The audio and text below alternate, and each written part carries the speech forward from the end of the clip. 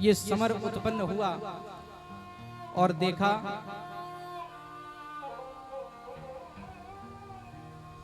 कि कौरवों में से कोई नहीं बचा महाराज। जब इस बात को अश्वत्थामा ने सुना तो अपने मित्र दुर्योधन के पास आया और दुर्योधन से कह दिया कि मैं पांचों पांडवों के सर को धड़ से अलग कर दूंगा महाराज। गया तो था पांचों पांडवों के सर के धड़ को अलग करने के लिए, परंतु वहीं शिविर में पांडवों के 5 पुत्र, द्रौपदी के 5 पुत्र सो रहे और बिना देखे ही अश्वत्थामा ने दुर्योधन का प्रिय कार्य समझ करके पांचों पांडवों के 5 पुत्रों की हत्या कर दी। जब ये बात द्रौपदी को पता चली, एक मां के आगे उसके 5-5 वर्ष के बालकों की हत्या हो जाए और एक भी बालक ना बचे, तो उस मां पर क्या बीतती है आपसे अच्छा कोई नहीं जान सकता। द्रौपदी रोने लगी। उसी समय अर्जुन ने भी प्रतिज्ञा कर ली, महाराज मैं प्रतिज्ञा करता हूं जब तक अपने गांडीव धनुष से उस अश्वत्थामा का सर धड़ से अलग नहीं कर दूंगा तब तक मैं चैन से नहीं बैठूंगा। और भगवान कृष्ण को साथ लेकर के अर्जुन रथ पर बैठ करके निकल गया। अश्वत्थामा जब घबराया महाराज, तो घबराते हुए उसने ब्रह्मास्त्र का संधान कर दिया, क्योंकि अश्वत्थामा द्रोणाचार्य का पुत्र है और द्रोणाचार्य पांडवों के गुरु हैं।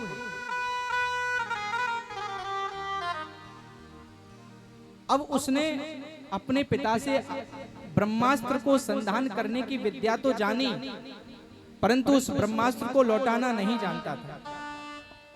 बोलो राधे राधे। जरा प्रेम से कहा करो राधे। अश्वत्थामा ने ब्रह्मास्त्र का संधान कर दिया। चारों ओर अग्नि झिझक, अग्नि की ज्वाला प्रकट हो गई। सब उस ज्वाला में जलने लगे महाराज। तब भगवान कृष्ण ने अर्जुन की तरफ देख करके कहा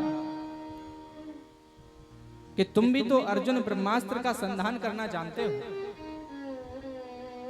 तो अर्जुन ने पूरी बात को सुने बिना ही ब्रह्मास्त्र का संधान कर दिया। अब दोनों ब्रह्मास्त्र जब एक दूसरे से टकराए महाराज, तो वो जो अग्नि जल रही थी वो और धड़कने लगी। यह सब देख करके अर्जुन की आंखें लाल हो गईं। अर्जुन क्रोध में भागे और झपट्टा मार के अश्वत्थामा को पकड़ लिया और अश्वत्थामा को पकड़ करके वहीं ले आए जहां पर द्रौपदी और चारों पांडव थे महाराज। और अश्वत्थामा को ले जाकर के द्रौपदी के चरणों में डाल दिया कि अब इस अश्वत्थामा का करना क्या है।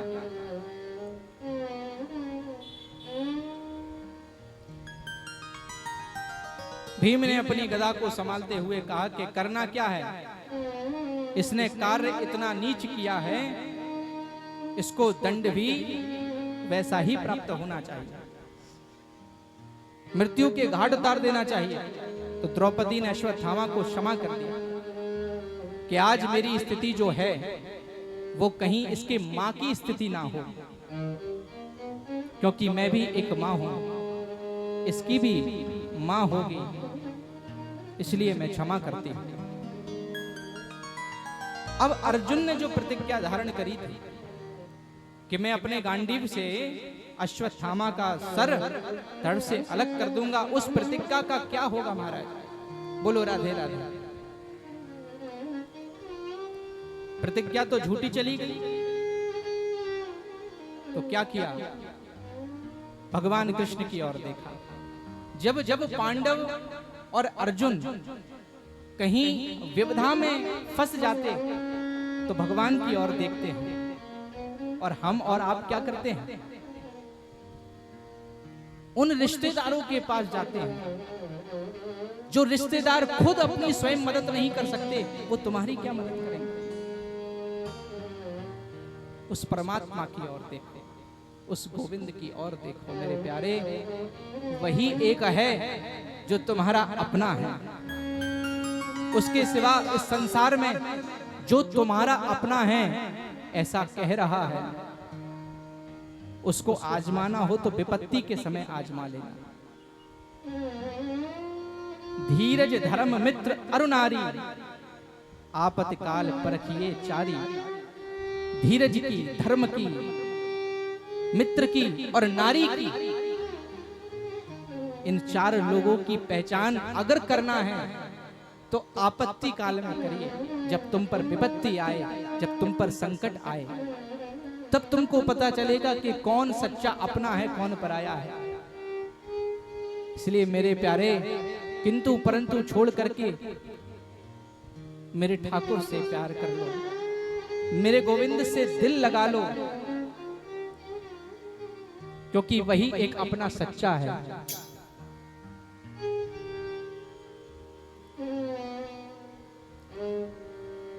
अश्वत्थामा शिविर में बैठा है और अर्जुन भगवान की ओर देख रहे हैं। तभी भगवान अर्जुन के मन में क्या चल रहा है समझ जाते हैं और अर्जुन से कहते हैं कि ब्रह्म बंधुर न हन्तव्य आतता ही वदार हर मैं वो भय मामनातम परिपाहेनु शासनम। हे अर्जुन, ब्रह्म बंधुर न हन्तव्य, ब्राह्मण का वध नहीं करना चाहिए, क्योंकि ब्राह्मण का वध करने पर ब्रह्म हत्या लगती है और उस ब्रह्म हत्या को भोगना ही पड़ता है, फिर उससे परमात्मा भी नहीं बचा सकता। आज का समय भी ऐसा ही हो गया है कि भगवान ने जिन ब्राह्मणों को, उन ब्राह्मणों की वाणी को सत्य करने के लिए अपने आप को दांव पर रख दिया, आज उन्हीं ब्राह्मणों पर कष्ट आया हुआ है। महाराज, इस कलयुग में उन ब्राह्मणों की दुर्दशा हो रही है, उन विप्रों की दुर्दशा हो रही है। इस प्रशासन शासन में सबकी जगह है, परंतु उन ब्राह्मण की नहीं है। ब्राह्मण अगर पूजा करता है, ब्राह्मण पाठ करता है, तो वो को काम ही नहीं है, उसको काम में नहीं लिया जाता। तुम्हारा बच्चा कौन सी पढ़ाई कर रहा है? एमबीए कर रहा है, एमबीबीएस कर रहा है, और वो ब्राह्मण का बालक जो बचपन में, जब बच्चे नाक नहीं पहुंच पाते ना, वो 5 वर्ष का बालक 3:30 बजे उठता है, स्नान ध्यान संध्या से निवृत्त होकर के गुरु की सेवा करता है, आश्रम के लिए भोजन बनाता है, भगवान को भोग लगाता है, और रात्रि में जब गुरुजी सो जाते हैं उसके बाद जाकर के सोता है। उन ब्राह्मणों के परिश्रम को कोई नहीं देखता है, लेकिन जिसको देखो वो ब्राह्मणों के पीछे नहा धो करके पड़ा है। इनका काम क्या है? इनका कोई काम ही नहीं है। अभी कोई संसारिक जो जॉब कर रहे हैं, वो अगर कुछ लेने जाए ना, जैसे एक उदाहरण हम देते हैं कि एक शोरूम में गाड़ी लेने की एक ब्राह्मण की बड़ी इच्छा है और वो गाड़ी लेने के लिए जाता है, तो अब उसके पास इतना तो धन है नहीं कि वो नगद ले ले। तो क्या कहते हैं, फाइनेंस के जो फाइनेंसर लोग होते हैं वो पूछते हैं क्या करते हो, तो वो ब्राह्मण देवता कहते हैं भैया हम भगवान की पूजा करते हैं। अच्छा तो कितना कमा लेते हो? अब कमाई का कोई ऐसा वो तो है नहीं, जहां से व्यवस्था हो गई वो हो गई, नहीं तो राधे राधे। अच्छा तो महीने की कोई सैलरी नहीं है? अब पूजा पाठ करने वालों को कोई सैलरी देता है क्या? मैं ब्राह्मण बंधुओं से भी निवेदन करना चाहता हूं कि ब्राह्मण अपनी शिक्षा के आधार पर अपनी गद्दी पर सुरक्षित है। समाज में मार्गदर्शन देने के लिए ब्राह्मण गुरु गद्दी पर बैठता है और फिर वो ये नहीं देखता है कि सामने जो आया है वो किस जाति का है। उसको जो विद्या है उस विद्या के आधार पर वो सबको मार्गदर्शित करता है।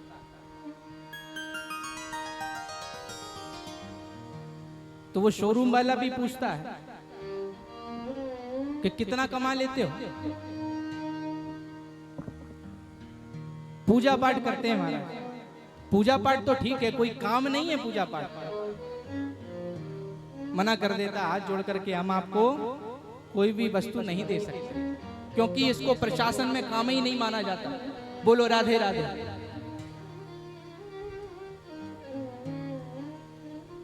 भगवान अर्जुन से क्या कह रहे हैं कि ब्रह्म बंधुर न हंतव्य और आता ताई वदारहण।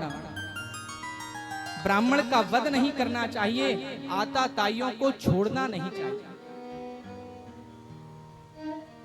और ये फॉर्मूला हमारे योगी जी बहुत अच्छी तरह से निभा रहे हैं कि आता ताई वदारहण। भगवान की बात योगी जी अच्छी तरह से जानते हैं कि भगवान क्या कहना चाहते हैं। यानी भगवान कह रहे हैं कि आता ताई जहां है वहीं मार दो। ना जेल का रट्टा, ना सजा का रट्टा, वहीं सारा रट्टा समाप्त। बोलो राधे राधे। तो प्रतिज्ञा का क्या होगा महाराज? तभी अर्जुन ने विचार किया और भगवान की बात को समझ गए कि एक सज्जन पुरुष की हत्या जब नहीं होती जब उसको हम जान से मारें, उसको हिंसात्मक रूप से मारें। एक सज्जन पुरुष की भरी सभा में अगर बेइज्जती कर दी जाए तो उसके लिए वह मौत से बढ़कर ही होती है महाराज। बोलो राधे राधे। अश्वत्थामा का सर मुड़वा दिया, सर मूछ बाल सब मुड़वा करके उसके माथे पे एक मणि थी महाराज, उस मणि को छुड़ाया और शिविर से धक्के मारकर बाहर निकाल दिया। एक भरी सभा में कोई सज्जन की बेइज्जती इस प्रकार हो जाए तो ये मृत्यु तुल्य ही होता है महाराज। बोलो राधे राधे। अश्वत्थामा ने जो ब्रह्मास्त्र का संधान किया महाराज, वो पांडवों की कुल का नाश करने के लिए किया था।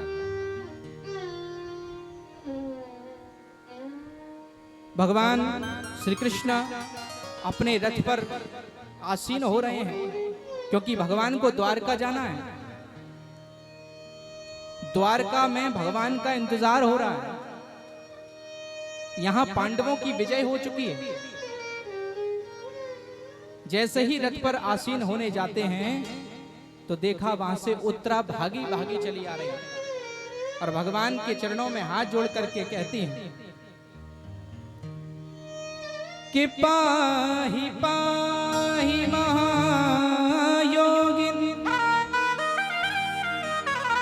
देव देव जगतपते नान्यं त्वद्भयं पश्ये शत्रुविद्यो परस्परम्। हे जगदीश्वर, हे नारायण, मुझ पर कृपा करो। मुझे अपनी चिंता नहीं है, परंतु मेरे जो गर्भ में शिशु पल रहा है, मुझे उस गर्भ की चिंता है। देखा तो 5 लोहे के धधकते हुए बाण उत्तरा के पीछे पड़े हैं और गर्भ को नष्ट करना चाहते हैं। भगवान ने उत्तरा से कहा कि तुम चिंता मत करो, अपनी आंखों को बंद करो।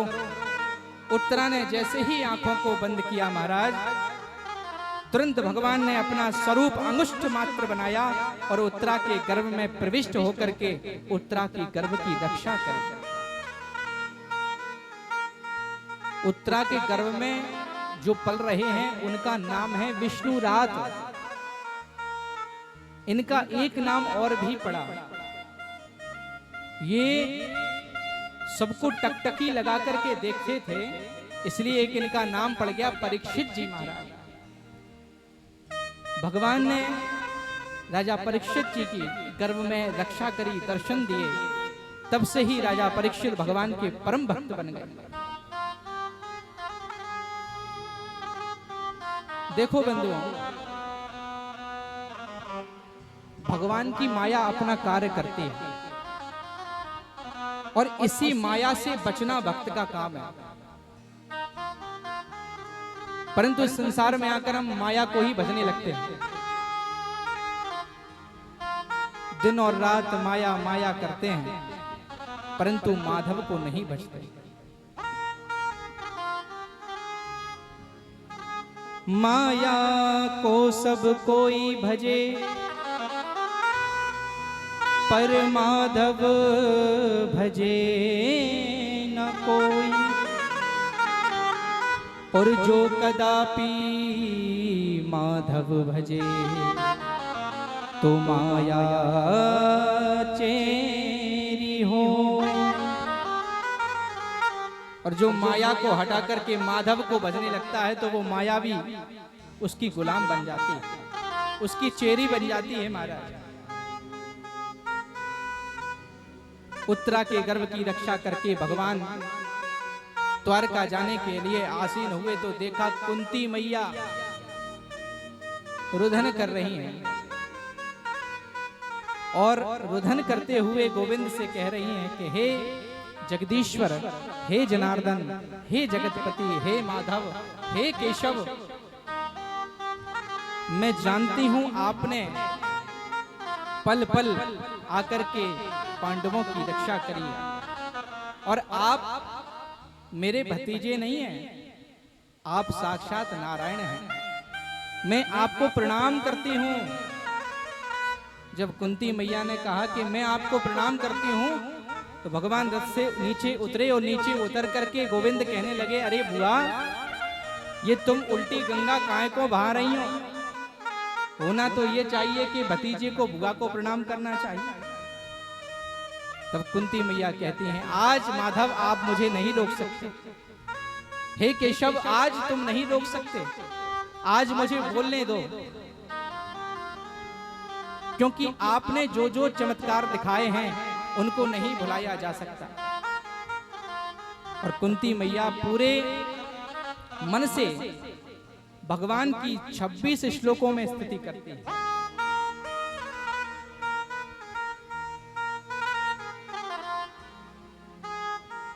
माता कुंती विलाप करते हुए भगवान से कहती हैं, हे केशव, यदि आपको मुझे देना ही है तो एक वरदान दीजिए। भगवान भी कहने लगे कि बुआ जी, आज आपने पहली बार तो कुछ मांगा है, तो मैं आपको मना कैसे कर सकता हूं। तो पता कुंती मैया ने क्या मांगा? कुंती मैया ने दुख मांगे, विपत्ति मांगी। और हम लोग भगवान से क्या चाहते हैं?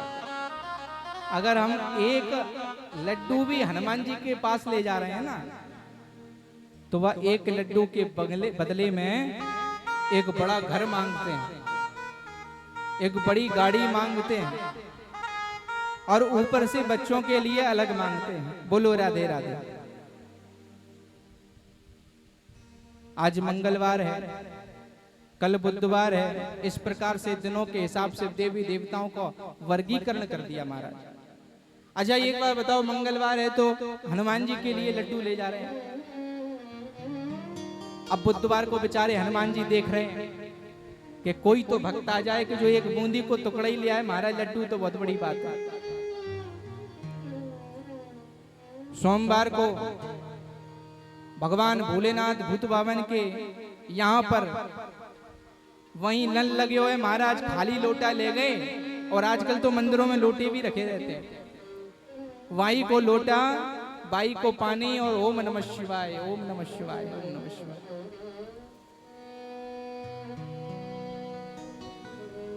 अभी या श्रावण में तो भगवान भोलेनाथ कहवे लग गए, भैया अपने भक्तन से कि जल लेके आओ, कम से कम अपने तो घर को तो जल ले आओ महाराज। मंदिर का ही जल, मंदिर का ही लोटा, मंदिर के बाहर बेलपत्री लगी, और कचू चीज की कमी पड़ जाए तो पंडित जी से कह दे मैं महाराज, तो पंडित जी जरा हस्तगंड देना, जरा ओम ओम बनाना है, ओम। अरे भैया ऐसा मत करो। भगवान को यदि कुछ समर्पित करना है तो अपना शुद्ध भाव करो, अपने हृदय के भाव भगवान के चरणों में रखो, क्योंकि भगवान केवल भाव का भूखा है। ना तो तुम्हारा जल भोले बाबा को चाहिए, ना तुम्हारी बेलपत्री भोले बाबा को चाहिए। अब तो एक चीज और है, ये उपाय चल गए, बेलपत्र को सीधा रखो, बेलपत्र को टेढ़ा रखो, बेलपत्र में चंदन लगाओ, बेलपत्र में शहद लगाओ महाराज, और वो बेलपत्र भोले बाबा को चढ़ाओ, तुम्हारा बच्चा पास हो जाएगा, तुम पास हो जाओगे।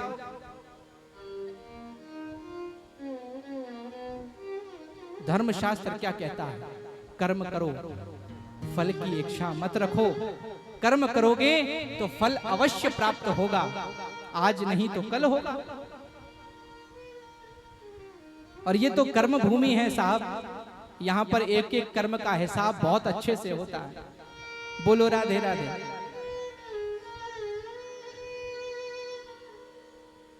कुंती माता ने विपत्ति मांगी, दुख मांगा।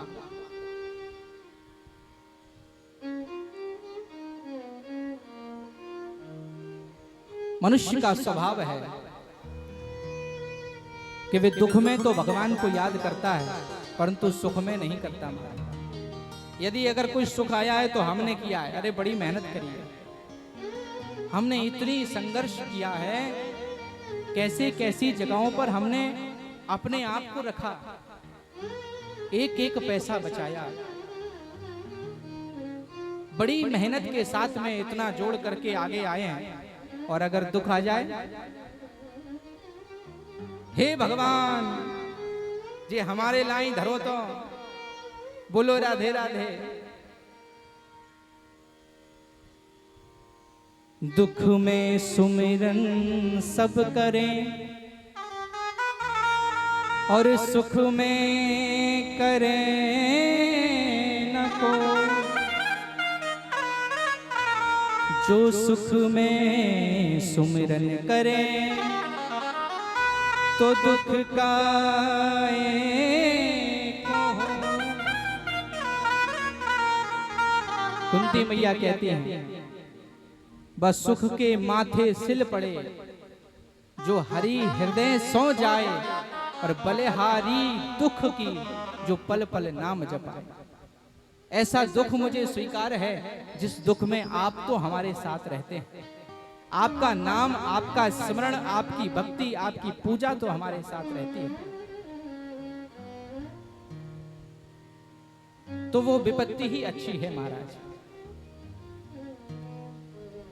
माता कुंती भगवान के ध्यान में अपने आप को विलीन करके एक स्थान पर बैठ गईं और भगवान श्री द्वारकाधीश रथ पर विराजमान होकर के युधिष्ठिर जी महाराज और अर्जुन के साथ में आगे बढ़े। जब भगवान आगे बढ़े तो देखा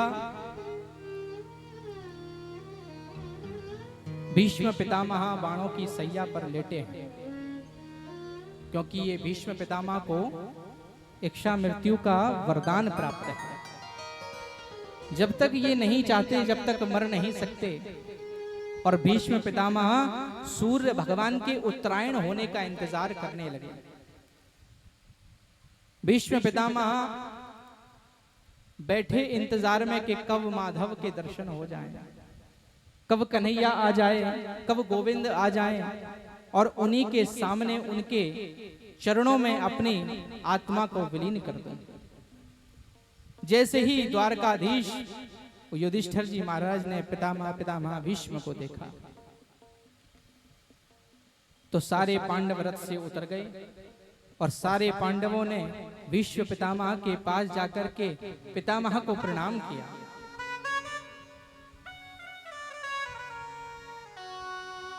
विश्व पितामह देख रहे हैं युधिष्ठिर जी खड़े हैं, अर्जुन हैं, भीम हैं, उनकी तरफ तो नहीं देख रहे, चारों तरफ देख रहे हैं।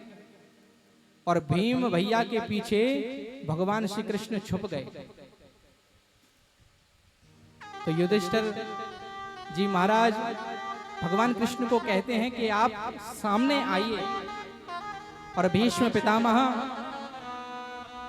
बहुत प्रकार के उपदेश पांडवों को करते हैं, राजधर्म, राजनीतिक, दान धर्म, धर्म की व्याख्या करके सुनाते हैं महाराज।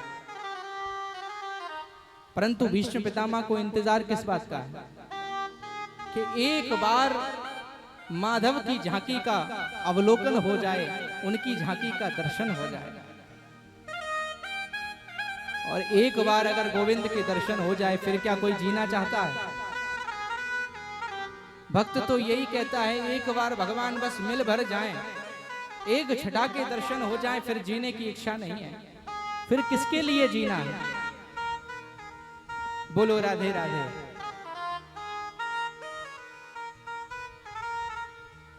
भीष्म पितामह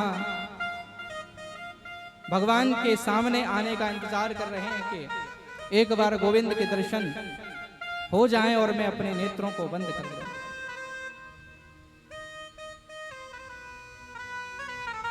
कि सामने आओगे याज भी पर्दा होगा। हे माधव अब तो पर्दा मत करो। कि सामने आओगे याज भी पर्दा होगा। सामने